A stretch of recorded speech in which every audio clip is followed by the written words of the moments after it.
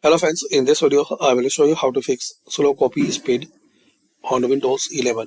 Also guys, this method will work in Windows 10. So first method, search CMD and run as administrator. If it will ask permissions, so click on yes.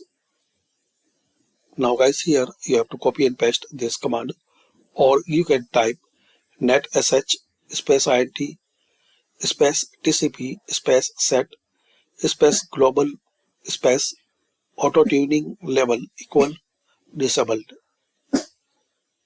So you have to write this command line here.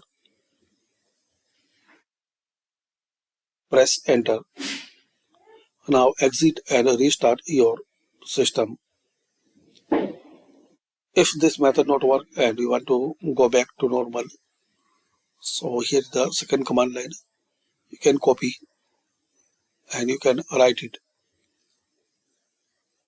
Different between in the last, in first command equal disabled and in the second command line equal normal. Then press enter. Now exit and restart. So to fix, there are some two methods. Second method, open services.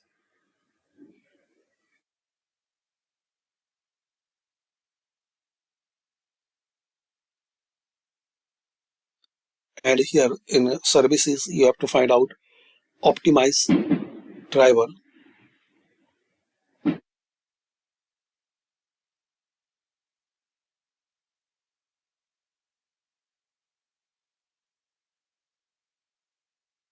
Right click on it, optimize driver, properties, and startup type, select automatic. Then here, service status, click on start, click on apply, then click on OK. Now exit and restart. Third method, open, start and search, turn Windows features on or off.